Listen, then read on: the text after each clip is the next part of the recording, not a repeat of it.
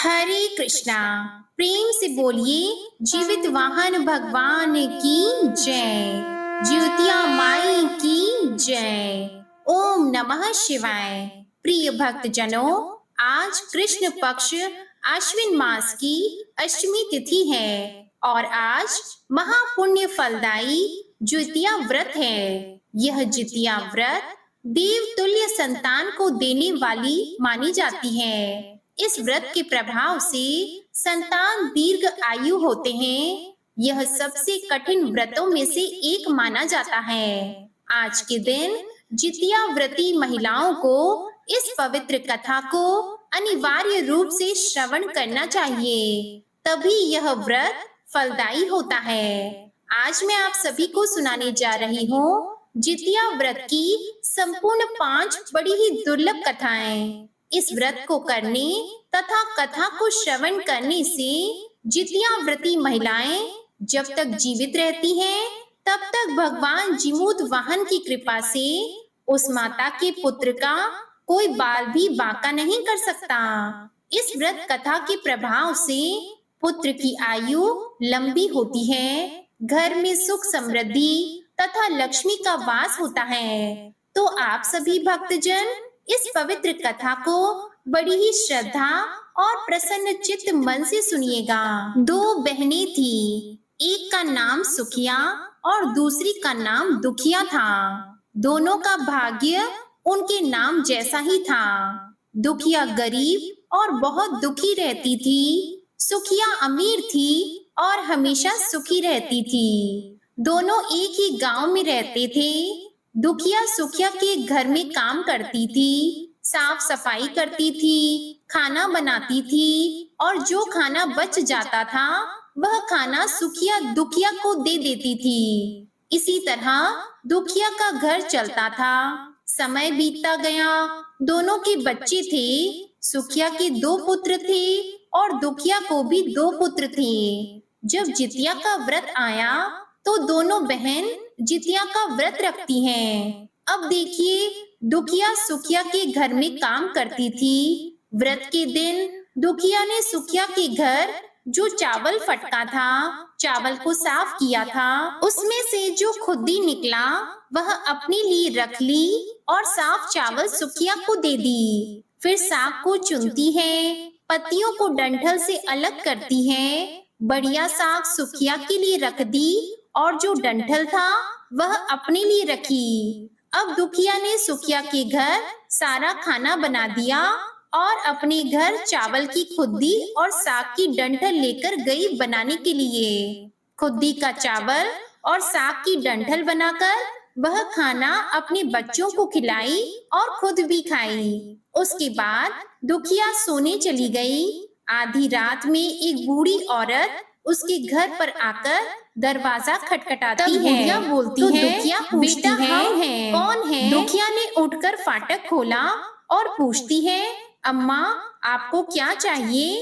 इतनी रात में आप यहाँ किस लिए आई हैं? बुढ़िया बोलती है, बेटा मुझे बहुत भूख लगी है और कुछ खाने को दे दो। दुखिया उसे घर के अंदर ले जाती है और कहती है, हम लोग बहुत गरीब हैं। आज मैंने खुद्दी का चावल और साग की डंठल बनाया है, क्या आप खाएंगी? तो बुढ़िया माई कहती है, हाँ क्यों नहीं खाएंगे, हमें बहुत भूख लगी है, हम वही खा लेंगे। दुखिया अंदर जाकर खुद्दी का चावल और साग की डंठल लाती है, बूढ़ी को खाने के लिए दे देती है। बूढ़ी माई खाना खाने के बाद कहती है, मुझे अच्छे से कुछ दिखाई नहीं देता, इतनी रात के अंधेरे में मैं अपने घर कैसे जाऊंगी? तो दुखिया कहती है, कोई बात नहीं, आप यहीं पर सो जाइए, सुबह अपने घर चले जाइएगा। तो बूढ़ी माई दुखिया के घर में ही सो जाती है। फिर थोड़ी देर बाद उठकर बुढ़िया बोलती है, बेटा मुझे दीर्घ शंका पैखाना लगा है, कहाँ करूं? तो दुखिया कहती है, मेरे घर में बाथरूम नहीं है, इसीलिए आप उधर कोने में कर लीजिए। बूढ़ी माई पूछती है, बेटा भर भर करूं या छर छर करूं? दुखिया नींद में थी तो वह कहती है, माताजी भर भर कर दो। मैं सुबह साफ कर दूंगी। फिर थोड़ी देर बाद बूढ़ी अम्मा पूछती है कि बेटा अपने हाथ कहाँ साफ करूं? तो दुखिया कहती है आप मेरे सर में अपने हाथ को साफ कर लीजिए। अब सुबह होती है तो दुखिया को यह सब सपने जैसा लगता है कि सोते समय मुझे कोई सपना आया होगा। वह ज्यादा कुछ नहीं सोची और नदी में नहाने के लिए चली जाती है। जब वह नदी में नहाती है और अपने बाल को धोती है तो उसके बालों से होते हुए जो पानी बहता है वह सोने का पानी हो जाता है। आसपास की सभी महिलाएं यह देखकर चकित हो जाती हैं और कहती हैं कि तुम्हारे बालों से तो सोने का पानी गिर रहा है, क्या बात है? फिर क्या था, उसे रात की सारी बात याद आ जाती है। वह दौड़कर अपने घर की ओर भागती है, यह सोचकर कि उसका घर दीर्घ शंका से गंदा हुआ होगा, पहले उसको साफ करना होगा।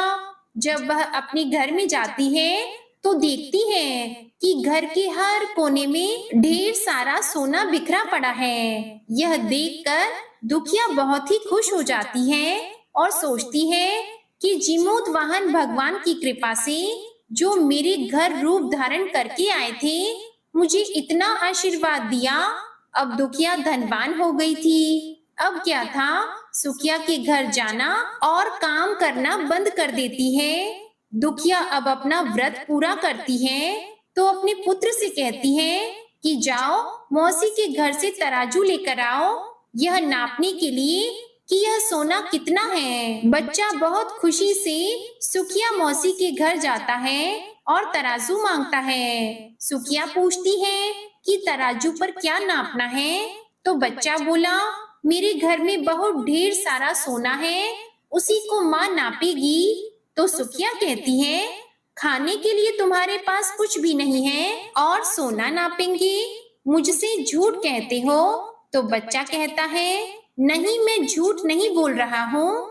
सुखिया सोचती है कि जब तराजू मांगी है तो कुछ ना कुछ जरूर ही नापेगी, इसलिए वह तराजू के पीछे गोंद लगा देती है कि जो भी नापे वह थोड़ा सा इसमें चिपक जाएगा।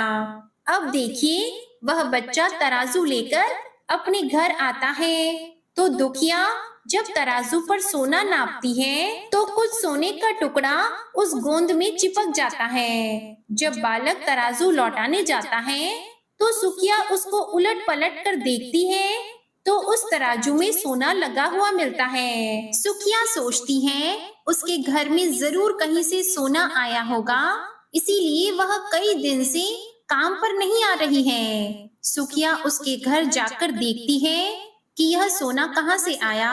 जब सुखिया दुखिया के पास जाकर पूछती है कि तुम्हारे पास इतना सारा सोना कहाँ से आया है जिसके लिए तुमने तराजू मंगाया था नापने के लिए।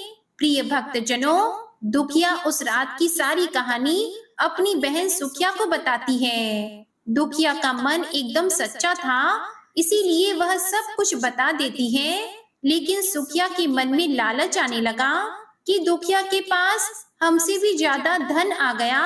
अब अगले साल जितिया में मैं भी खुद्दी का चावल और डंठल की साग बनाऊंगी। फिर अगले साल जितिया का व्रत दोनों बहनों ने रखा।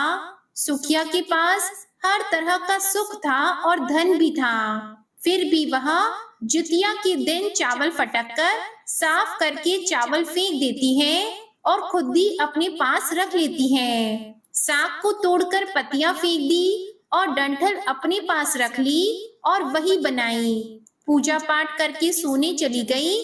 फिर आधी रात में उसके घर में भी बूढ़ी अम्मा आई और दरवाजा खटखटाती है। सुखिया उनका इंतजार तो कर ही रही थी। वह तुरंत दरवाजा खोलकर बूढ़ी अम्मा को अपने घर अंदर ले आती है। बूढ़ी अम्मा बोली कि मुझे बहुत भूख लगी है, कुछ खाने को दे दो। मैंने खुद्दी का चावल और डंठल का साग बनाया है। बूढ़ी बोलती है कोई बात नहीं, मैं खा लूंगी। तो सुखिया परोस देती है। वह खाना खाने के लिए और सोने चली जाती है। बूढ़ी बोलती है मैं घर नहीं जा सकती, मुझे दिखाई नहीं देता। तो सुखिया कहती है कोई बात नहीं, आप यहीं पर सो जाओ। इसके बाद थोड़ी देर बाद बूढ़ी अम्मा बोलती है, मुझे दीर्घ शंका पैखाना लगा है, कहाँ करूं? तो सुखिया कहती है कि वहीं कोने में कर लीजिए। फिर थोड़ी देर बाद बूढ़ी अम्मा पूछती है, भर भर करूं या छर छर? इस पर सुखिया को याद नहीं आता कि दुखिया ने क्या बोला था। तो सुखिया बोली, माँ छर छर कर दीजिए। फिर बूढ़ी पूछती है, बेटा मैं अपने हाथ कहाँ साफ करूं? तो सुखिया कहती है, मेरे सर में साफ कर लीजिए। बूढ़ी अम्मा अपना हाथ सुखिया के सर में साफ कर लेती है। जब सुखिया सुबह उठती है तो उसका पूरा घर गंदगी से भरा पड़ा था और उसके बाल में भी बहुत गंदगी लगी होती है। यह देखकर सुखिया बहुत दुखी हो जाती है और उसे बहुत गुस्सा भी आता है। वह अपनी बहन दुखिया को बुलाती है और उसको गुस्सा करती है कि तुमने हमसे झूठ कहा और मेरा पूरा घर गंदा करवा दिया। तो दुखिया पूछती है कि तुमने क्या कहा था, भर भर या छर छर? तो सुखिया कहती है, मैं तो छर छर बोली। तो दुखिया कहती है, यही पर तो तुमने गलती कर दी और तुम्हारे पास तो सब कुछ था, किसी चीज की कमी नहीं थी, फिर भी तुमने लालच किया। मेरे पास तो कुछ भी नहीं था, तुम्हारे पास तो सब कुछ था। तुम्हारे घर जीमूत वाहन भगवान भेष बदल कर आए, लेकिन फिर भी तुमने उन्हें अच्छा खाना नहीं परोसा। मेरे पास तो कुछ भी नहीं था, इसलिए मैं उन्हें खुद्दी का चावल और साग का डंठल परोसा था। तुमने अपने घर आए भगवान का अपमान किया।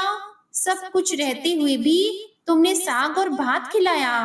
तुम्हारे पास सब कुछ होते हुए भी तुम्हें लालच नहीं करना चाहिए था, इसलिए तुम्हारे साथ बुरा हुआ है। अब क्या था, सुखिया को अपनी गलती का पछतावा हुआ और वह दुखी मन से अपने घर चली गई। जैसा उसने किया वैसा उसने फल पाया। प्रेम से बोलिए, जय हो जुतिया माँ, जय हो जीमूत वाहन भगवान। जिस प्रकार आपने दुखिया को दिया उस प्रकार सबको देना। जिस प्रकार आपने सुखिया को दिया वैसा किसी को मत देना। कहानी कहने वाले को, सुनने वाले तथा हुंकार भरने वाले को पुत्र, धन तथा सुख शांति प्रदान करना। जय जीमूत वाहन भगवान। प्रिय भक्त जनों, इस कथा को बड़ी ही श्रद्धा और प्रसन्न चित्त मन से सुनिएगा। बहुत समय पहले की बात है, नैमिषारण्य क्षेत्र में सहस्त्र मुनि बैठकर धर्म चर्चा कर रहे थे। ऋषियों और मुनियों के साथ ही अनेक देवता भी उस सभा में उपस्थित हुए थे। उन ऋषि मुनियों के मध्य सूत जी महाराज उसी प्रकार सुशोभित हो रहे थे जिस प्रकार से तारागणों के मध्य में चंद्रमा सुशोभित होता है। इस धर्म चर्चा के बीच ही महर्षियों ने संसार के कल्याण हेतु हाथ जोड़कर सूत जी महाराज से कहा, महाराज, कलयुग में मनुष्यों की आयु और श्रद्धा दोनों ही काफी कम हो जाएंगी। लोग अल्प आयु होंगे, महिलाओं की संतानें बचपन में ही मरने लग जाएंगी और माता पिता के जीवित रहते ही उनके पुत्र मर जाया करेंगे। एक ऋषि ने हाथ जोड़कर आगे कहा, महाराज, इस भीषण विपत्ति से बचने का कोई उपाय होगा? सूत जी बोले, आपने बहुत ही उत्तम प्रश्न पूछा है।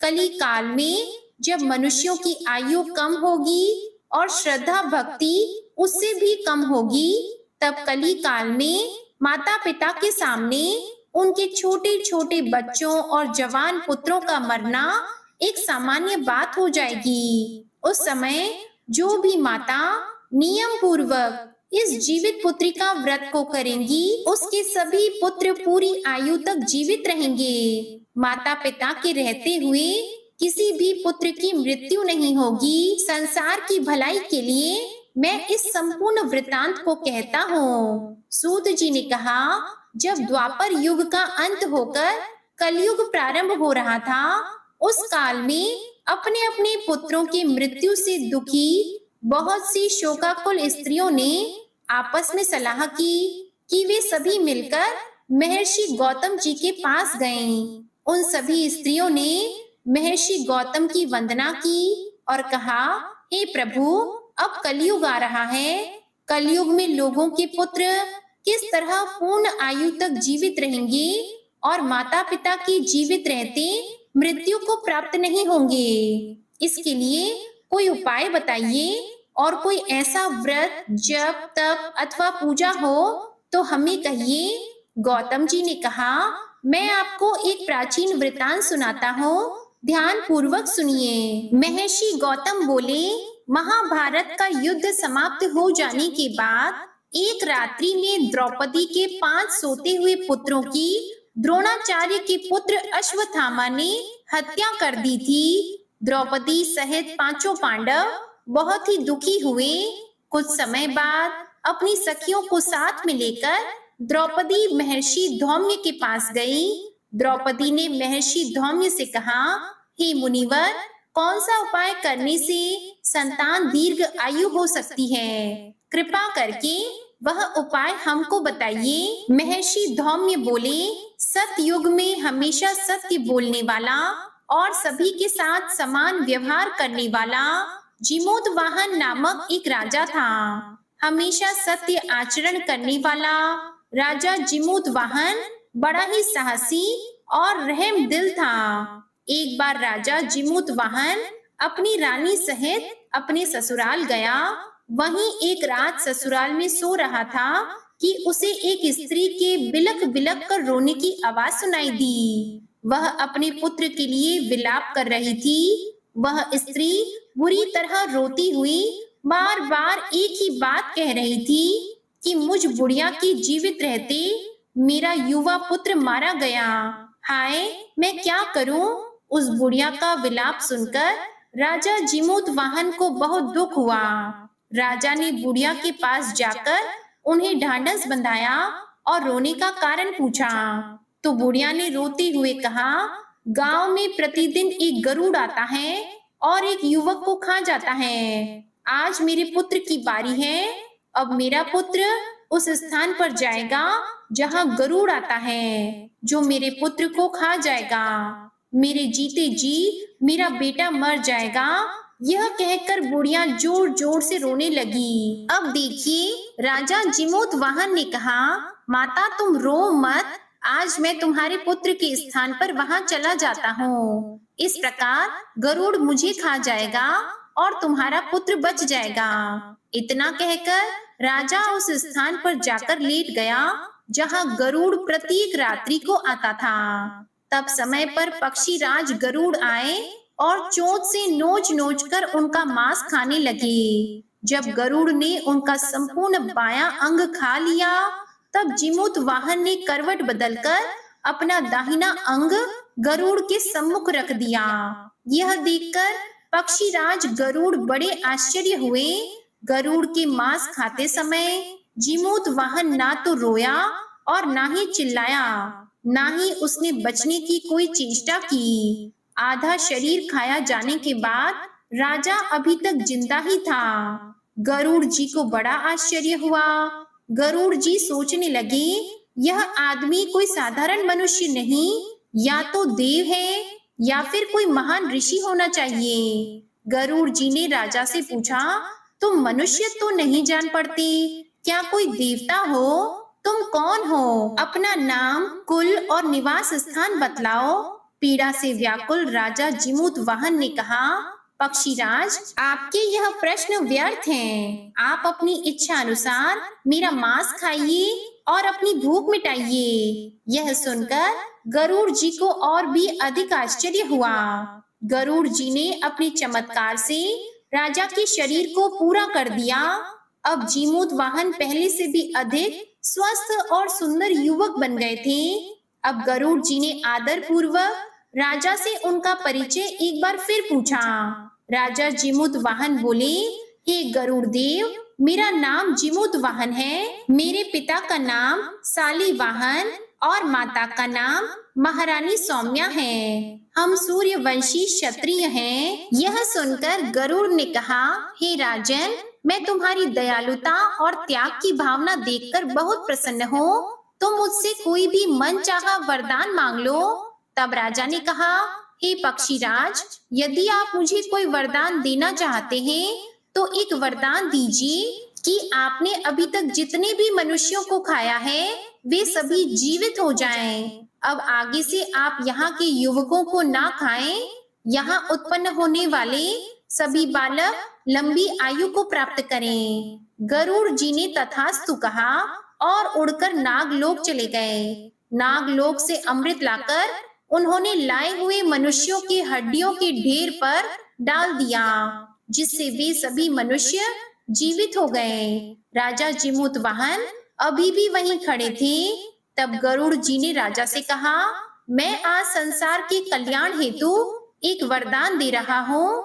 आज आश्विन माह के कृष्ण पक्ष की अष्टमी है। यह अष्टमी सप्तमी रहित और अत्यंत शुभ है। आज तुमने यहाँ की प्रजा को जीवन दान दिया है और मेरे द्वारा खाए गए हजारों मनुष्यों को पुनः जीवित कराया है। आज से यह तिथि अत्यंत पवित्र और ब्रह्म भाव से युक्त हो गई है। मैं यह अमृत तीनों लोकों द्वारा पूजित भवानी दुर्गा जी से लाया हूँ। भवानी दुर्गा जी के द्वारा दिए गए अमृत द्वारा ही इन सभी मनुष्यों को जीवन दान मिला है। यही कारण है कि मातेश्वरी दुर्गा जी का एक नाम जीवित पुत्रिका भी है। गरुड़ जी ने आगे कहा, राजन, आज के बाद इस तिथि को जो स्त्रियां जीवित पुत्रिका माता के रूप में दुर्गा जी तथा कुशा नामक घास से तुम्हारी आकृति बनाकर दुर्गा जी के साथ साथ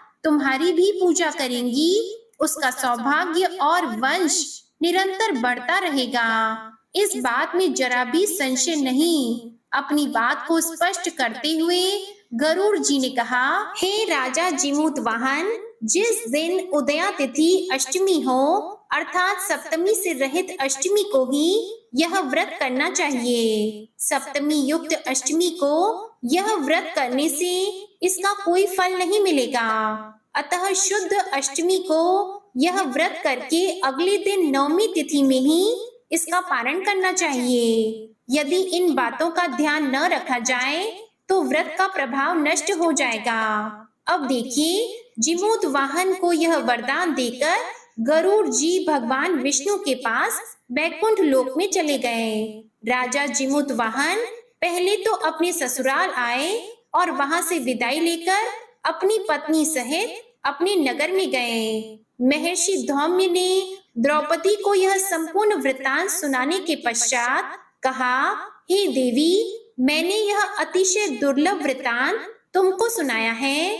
तुम मेरे द्वारा वर्णित विधि विधान से पूरी भक्ति भावना के साथ यह व्रत करो। इस व्रत में तुम दुर्गा जी तथा कुशा घास से बनाई गई राजा जिमूतवाहन की पूजा करो और नवमी को ही तुम्हारी सभी मनोकामनाएं अवश्य पूर्ण होंगी। एक बार प्रेम से बोलिए, जिमूतवाहन भगवान की जय। जय माता जितिया। ओम नमः शिवाय। प्रिय भक्त जनों, आइए सुनते हैं अब दूसरी कथा। नर्मदा नदी के पास एक कंचनवटी नाम का नगर था। वहां के राजा का नाम मलाई केतु था।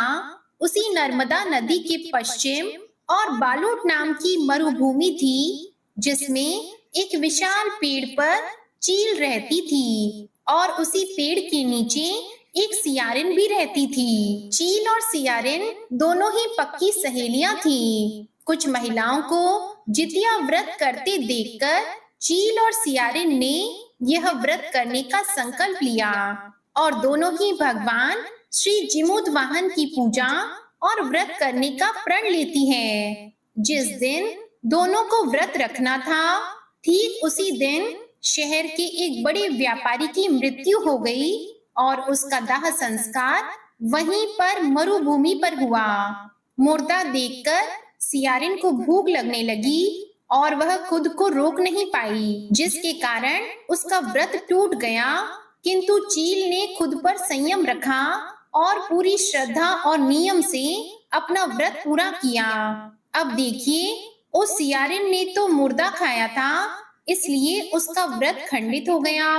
वह सियारिन मुर्दा घाट पर से ही एक हड्डी उठाकर ले आती है और वह अपने मांद में छिपाकर धीरे धीरे रात को खाने लगती है।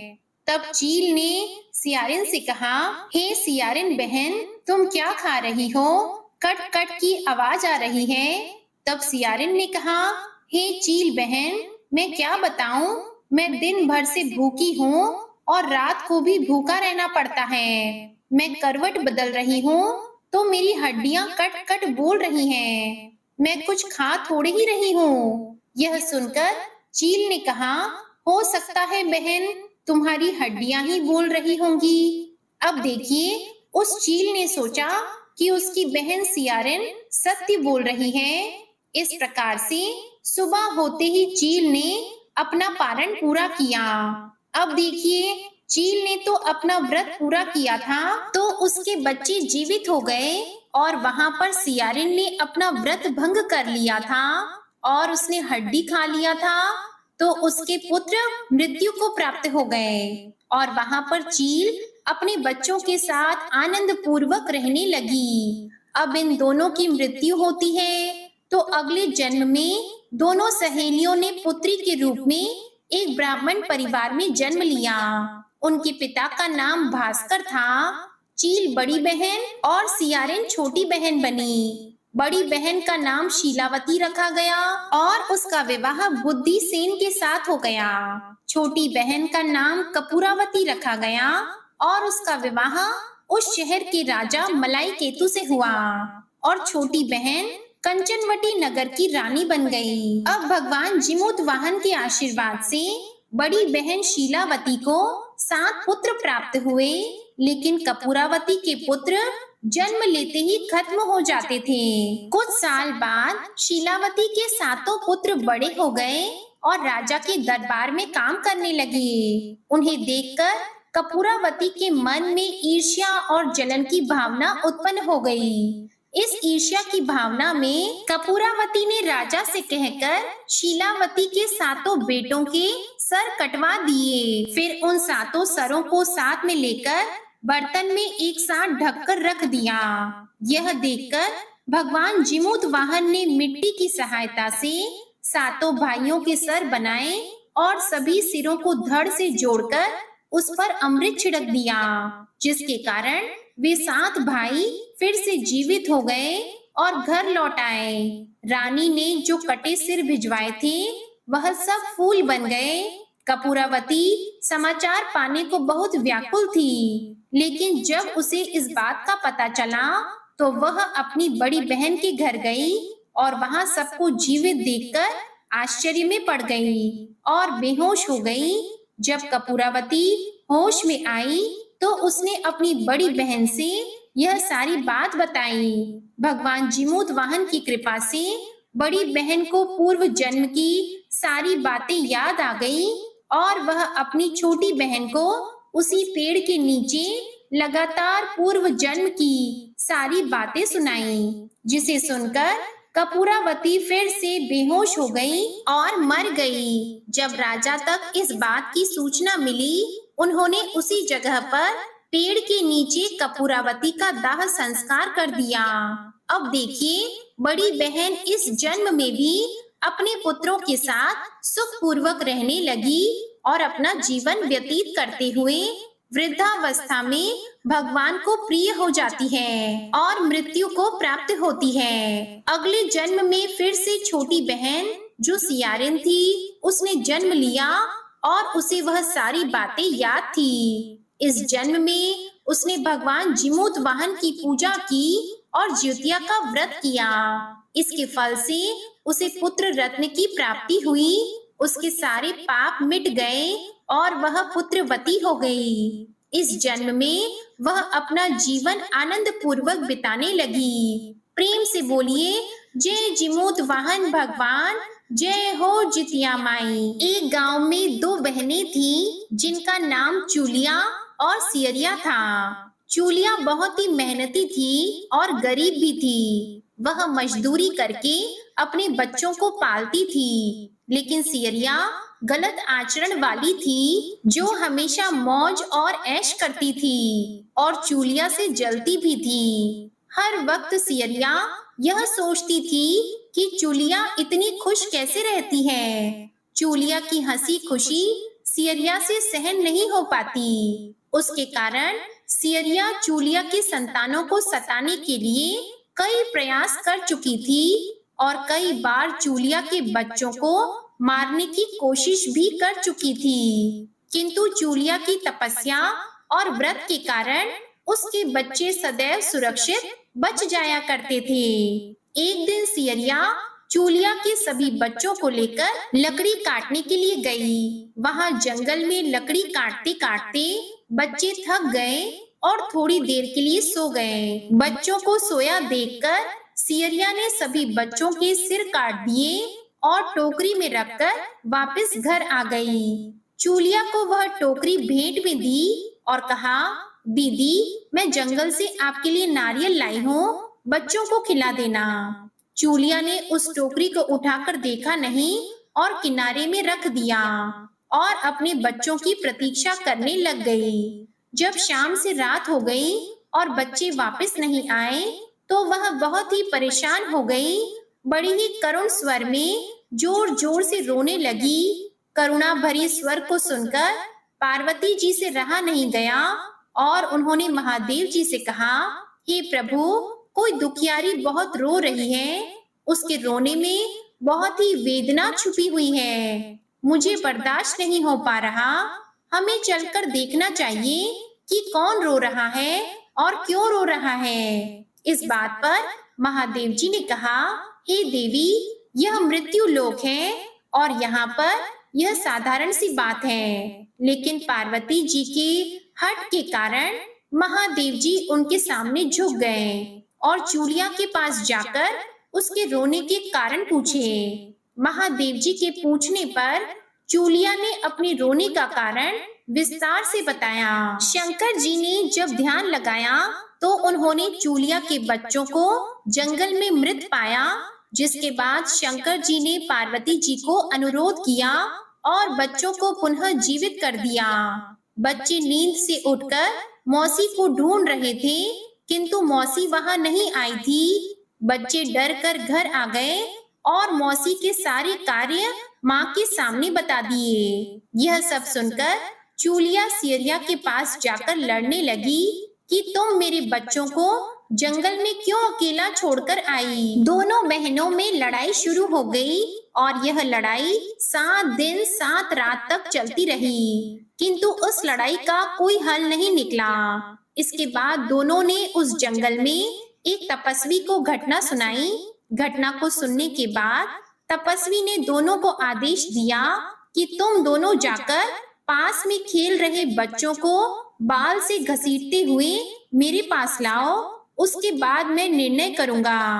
अब देखिए, चूलिया तो बच्चों की माँ थी, उससे बच्चों की पीड़ा देखी नहीं जा सकी। उसने महात्मा के वचनों को पालन नहीं किया, लेकिन सियरिया दौड़ती हुई गई और खेलते हुए बच्चों को बाल से पकड़कर खींच कर ले आई। जिसके बाद तपस्वी ने सियरिया को यह श्राप दिया कि हर जन्म में इसी प्रकार तू सदैव जलती रहेगी और दुखी होती रहेगी। जो महिला किसी बच्चे की पीड़ा और माँ की ममता नहीं जानती, वह जीवन भर धरती पर दुख भोगने के अलावा और कुछ नहीं पाती। ऐसा कहकर ऋषि ने चूलिया को आशीर्वाद दिया और कहा, चूलिया, तू सदैव पुत्रवती रहेगी, तेरे पुत्र तेरे आचरण में लगे रहेंगे। तू जब तक जीवित रहेगी, तेरे पुत्र तेरे समक्ष दिखाई देते रहेंगे।